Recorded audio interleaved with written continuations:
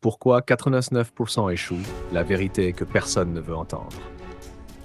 La majorité des gens échouent, pas parce qu'ils sont bêtes, pas parce qu'ils manquent de chance, pas parce qu'ils n'ont pas d'opportunité, mais parce qu'ils ignorent des vérités brutales que personne ne leur dit, des vérités inconfortables, des vérités qui dérangent, mais des vérités nécessaires. Aujourd'hui, on lève le voile, on met la lumière là où règne l'ombre. Voici pourquoi 87% resteront à jamais spectateurs de leur propre vie, à regarder passer les trains du succès sans jamais monter dedans. Et comment faire partie des 3% qui ne subissent pas la vie, mais la conquièrent, la dirigent, la façonnent. Reste jusqu'à la fin. Le dernier point pourrait être la seule chose qui te sépare d'une vie ordinaire ou d'un empire personnel. Un choix stratégique ou une erreur fatale. Il ne voit pas le champ de bataille. Sun Tzu disait « Chaque bataille est gagnée avant même d'être livrée ». Et pourtant, la majorité se jette dans la mêlée sans carte, sans boussole, sans vision. Ils veulent réussir, mais ne savent même pas où ils vont. Ils avancent à l'instinct, comme un soldat qui court dans un champ miné, espérant que la chance le protège. Mark voulait lancer un business. Il avait l'énergie, la volonté, même un peu d'argent. Mais il n'avait pas pris le temps d'analyser son marché. Il ne savait pas à qui il vendait. Il ne connaissait ni ses concurrents, ni ses leviers. Il ne connaissait même pas ses propres faiblesses. Alors, il a agi et il a perdu. 2 ans à s'épuiser. 2 ans à brûler du cash et au final, une dette. Une déception. Un rêve brisé. Pourquoi? Parce qu'il n'avait jamais pris le temps de cartographier le terrain. Il est parti à la guerre sans plan. Et dans la guerre économique, ça ne pardonne pas. Avant d'avancer, il faut voir. Avant d'agir, il faut comprendre. Avant de foncer, il faut penser.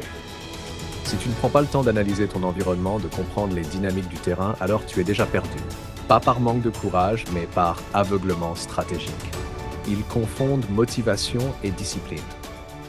Beaucoup attendent le bon moment. Ils attendent d'être motivés, inspirés, portés par une vague d'énergie. Mais cette vague est courte, très courte. Et quand elle retombe, il ne reste rien, juste la fatigue, juste les excuses. Les gagnants, eux, agissent sans permission émotionnelle. Ils n'attendent pas d'avoir envie, ils n'attendent pas d'être dans le bon mood. Ils agissent parce qu'ils ont décidé d'avancer. Point. Sarah, par exemple, avait décidé de se lever à 5 heures du matin.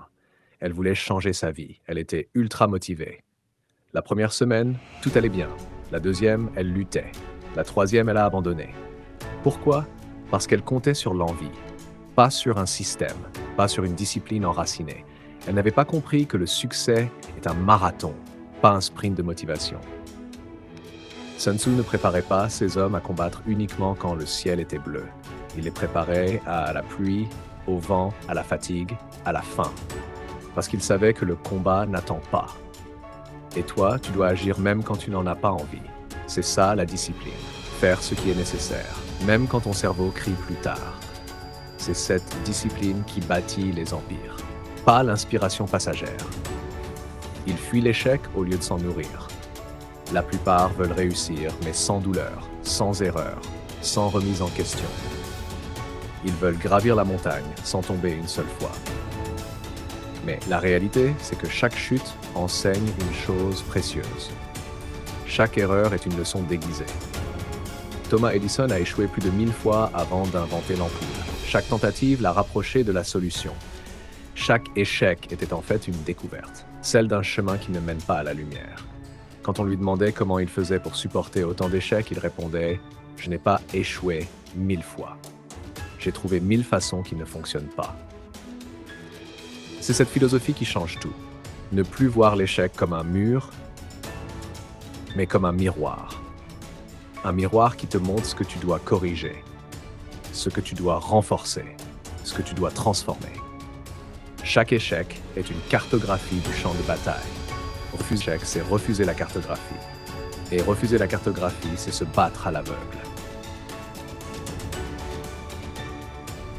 Ils sous-estiment leur environnement.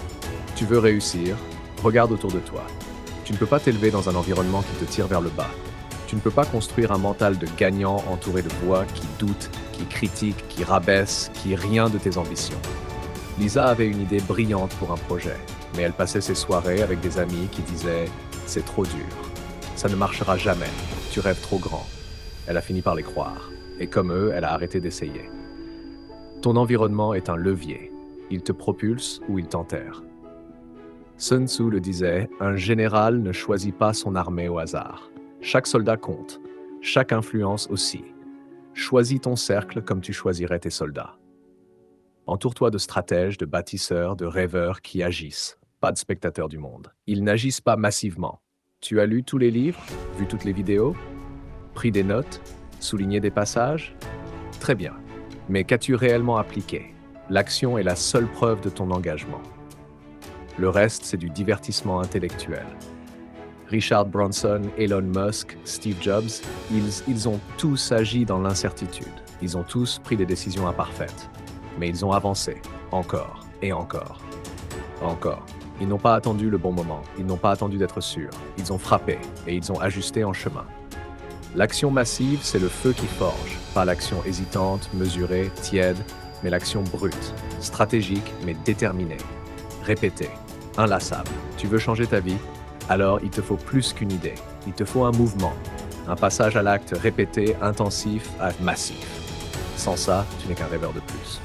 Conclusion. Chaque jour où tu n'appliques pas ces principes, quelqu'un d'autre le fait à ta place. Pendant que tu hésites, un inconnu agit. Pendant que tu planifies encore, il prend de l'avance. Pendant que tu doutes, il pose pierre après pierre son empire. Alors maintenant, c'est à toi. Veux-tu rester parmi ceux qui rêvent ou rejoindre ceux qui prennent? Abonne-toi à The Hidden Strategist si tu veux transformer ta vie en stratégie. Parce que la guerre ne se gagne pas par hasard.